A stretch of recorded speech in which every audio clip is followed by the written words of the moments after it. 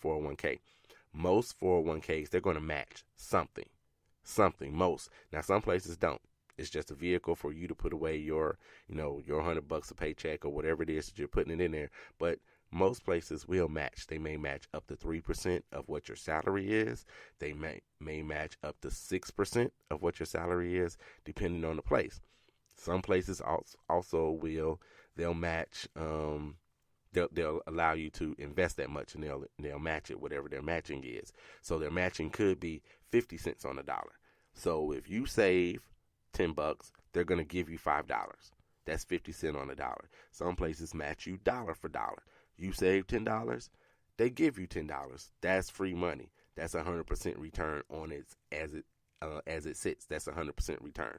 If you save $1, they give you $1. You save $1,000, they give you $1,000, and that's going into your 401k, right? That's also invested. You have the options of investing.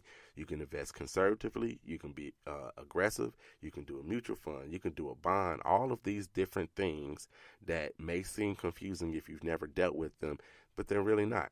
You go talk to your HR person, talk to them, and see what they recommend for you to do that. You could, if you want to set it on Easy Street, whatever.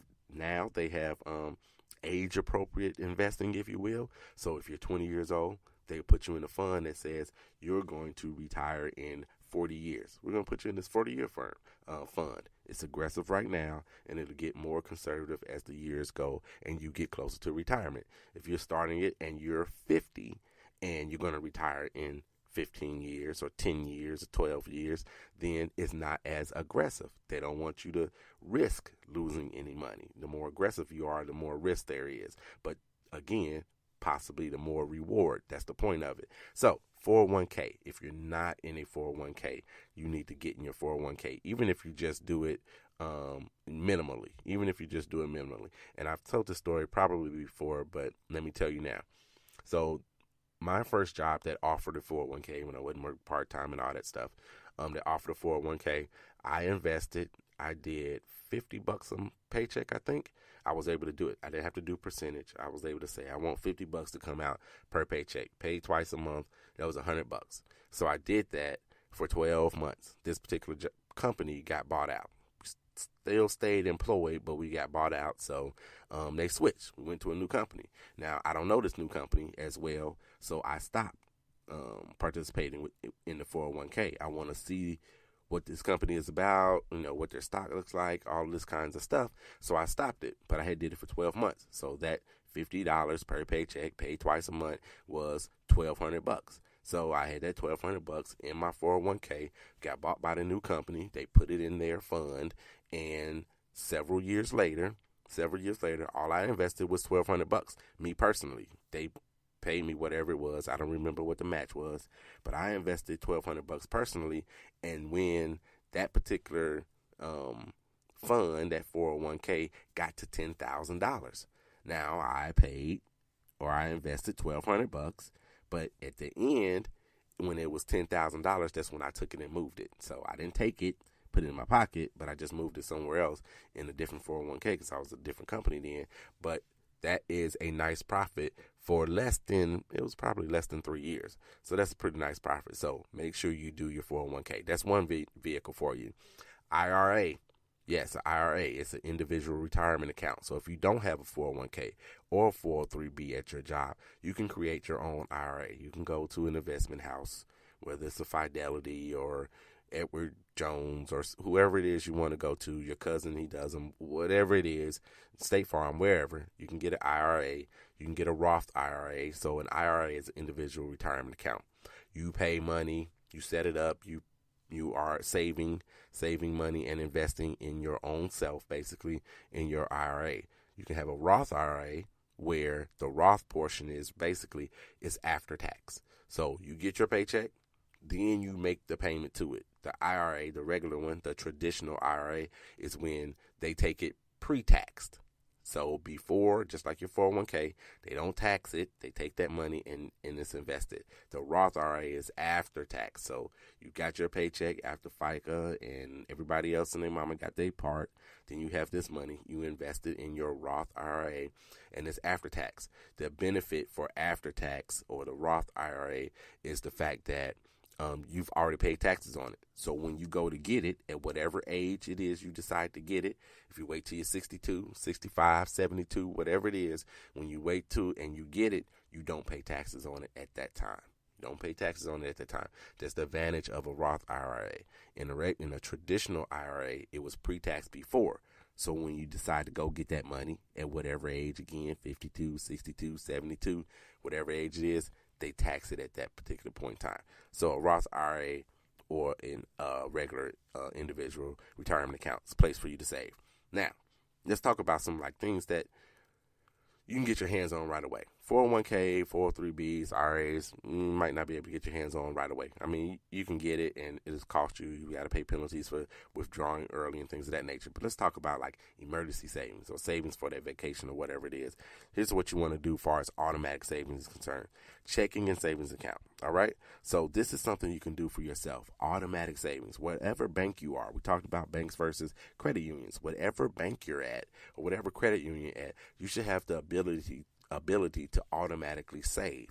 So you can say on the 10th of every month, I want you to take $100 out of my checking account and put it in my savings account. You can set that up. It'll happen every month for you. That's the automatic savings. I'll tell you, I save for my children, right? So, and I've told you that 100 times, I do that. So in addition to the coins and things that I save for them, I also do this automatic savings for them. So before, when I was thinking, when I decided, yes, I'm going to start saving for my kids and I'll just do it myself because I wasn't comfortable with the automatic saving thing myself because I figured if I need some money, I need my money, So I was like, I'll just do it myself. And then 2 months would go by and I forgot. I would forget to go ahead and put that money in for my kids. So now they're basically missing out. So I started the automatic savings. After about 2 months, I was used to it. I didn't miss the money at all. And I was used to it. It was coming out automatically every month for my kids. So I didn't miss that at all. And that's what you really kind of got to get used to, or at least I did. I had to get used to that, of allowing that money to transfer back and forth. Now, could I go get it if I need it? Can I transfer it back if I need it? Absolutely. But automatic savings forces me to do that. It forces me to do that. And I swear, for me, at least when I look up and pay attention to it, I can't believe as much money is in there as has been saved. And that money would have never been in there had I did it on my own. Had I did it on my own and had to, do it every month and make the transfer, even though it's just a click of a few buttons, it wouldn't have happened because I would have forgot about it. So automatic savings is something you want to do for yourself. You can do it for yourself. You don't have to be for your kids. You can do it for yourself. But yes, automatic savings is one. And let me tell you guys about some apps. Before I do that, let me do this question of the day right quick and do a couple more shout outs. Sounds like this particular show might go a little long today. So we're going to do this. Let me do these shout outs right quick and see if I can get them out. You know what? I don't know what the deal is, but it seems like a lot of ladies from Sigma Gamma Rho celebrating birthdays. So Cherie Gervais, she celebrated a birthday. SG Rowe. Deidre Lloyd celebrated a birthday just a couple of days ago. Rashonda Lyles celebrated a birthday. All ladies of Sigma Gamma Rho sorority. So happy birthday to all of you guys. Tyson Mangrum, a member of my fraternity, Kappa Alpha Psi, he celebrated a birthday. Karen Owens, which is actually my cousin, she celebrated a birthday. Kennedy Hudson turned 21. Happy 21st birthday to you, Kennedy Hudson. That is my godchild, you guys. So happy birthday to you. Chris Means, Gene Murray, Mr. DJ Get Live himself, Gene Murray, all celebrated birthdays as well. And today is Jackie Brown's birthday. So happy birthday to you, Jackie Brown, one of the sweetest ladies I've ever met in my life. So happy birthday to you, Jackie Brown.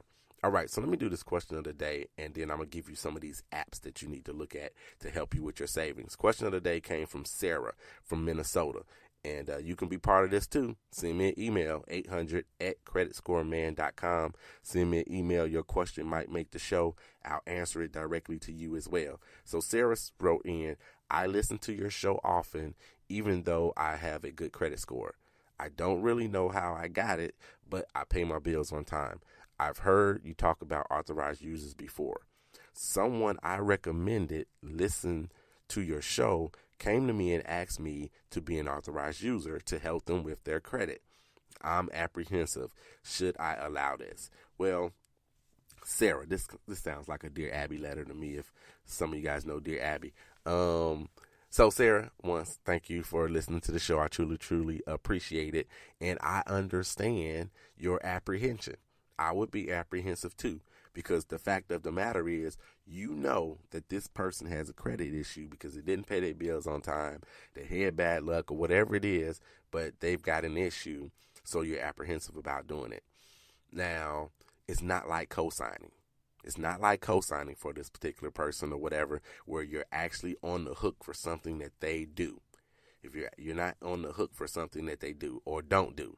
So you're not co-signing for a car or, signing on a loan for them or something of that nature, where if they don't make the payment, you need to make the payment to protect your credit. So allowing someone to become an authorized user on one of your credit cards is not as risky as you may think. It's not as risky. You're still financially responsible for it. The bills will come to your house in your name. You have final authorization on anything that's going to happen. And so I would say yes. Now, here's what I would do if you're apprehensive. This person, especially depending on how close you are to them, how close you live to them physically, and all of those kinds of things, here's what I would do. I would say yes and allow them to be an authorized user on my credit card, but I would not hand them the credit card.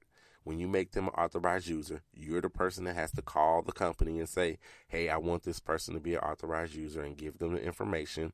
You tell them where you want them to send the credit card, because they're going to get a credit card in their name that's attached to your account. So the card should come to you. They should not get the card. This is the most important part.